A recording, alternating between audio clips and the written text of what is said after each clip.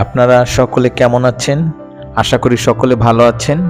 এবং আমরা আজকে অ্যাডোবি ইলাস্ট্রেটরে ব্লেন্ড টুল কিভাবে ব্যবহার করে লোগো কিংবা যে কোনো টাইপোগ্রাফি করা যায় সেটা আমরা শিখব।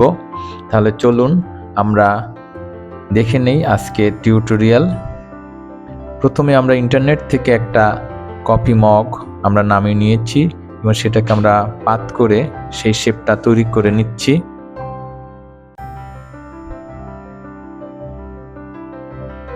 এবং পাথফাইন্ডার দিয়ে আমরা এটা কেটে অতি সহজেই এটা করে নিতে পারবো। আমরা ধোয়াটাও ক্রিয়েট করে নেই। আপনি আপনার পছন্দ মতো যে কোনো ডিজাইন অ্যাডাপ্টেশন করতে পারেন।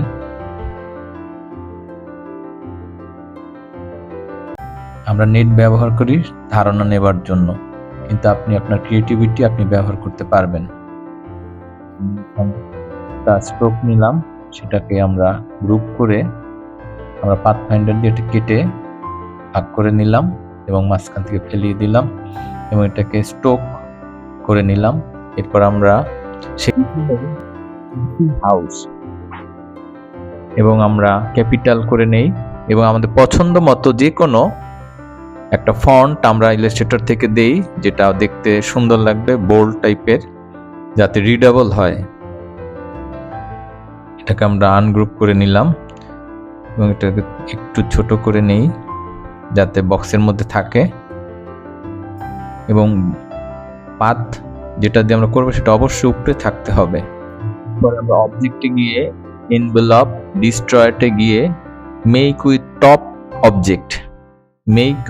টপ অবজেক্ট দিয়ে আমরা ব্লেন্ড করে নিলাম। এটাকে আমরা একটু সাইজ করে নেই, ছোট করে নিলাম।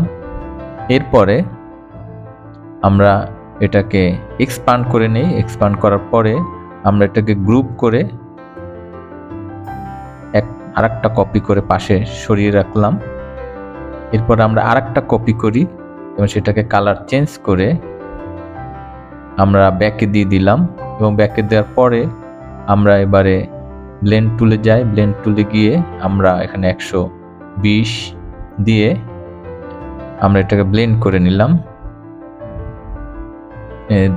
ক্লিক করলেই এটা দুইটা অ্যাটাচড হয়ে ব্লেন্ড হয়ে একটা আকার করে।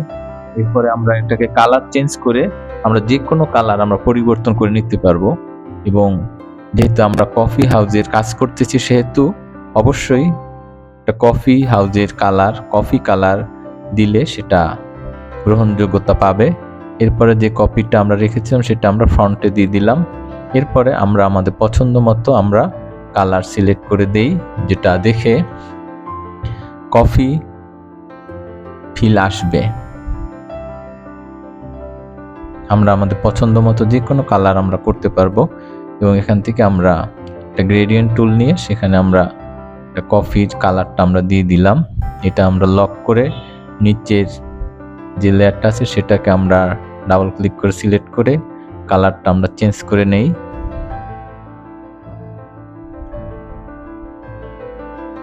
এরপরে আমরা দেখতে পাচ্ছি যে আমাদের কাঙ্ক্ষিত একটা লোগো হয়ে গেছে। একটা ব্যাকগ্রাউন্ড কালার আমরা নেই এবং কালার কিরকম হবে সেটার উপর নির্ভর করবে আমাদের টাইপোগ্রাফির কালারটা কিরকম হবে। এবং যেন এমন কালার নিব যাতে টাইপোগ্রাফিটা চোখে পড়ে এবং ফুটে উঠে, যেন দূর থেকে পড়া যায়। আমাদের হয়ে গেল লোগো। ধন্যবাদ সকলকে দেখার জন্য। সকলকে আমন্ত্রণ জানাচ্ছি। ধন্যবাদ সকলকে।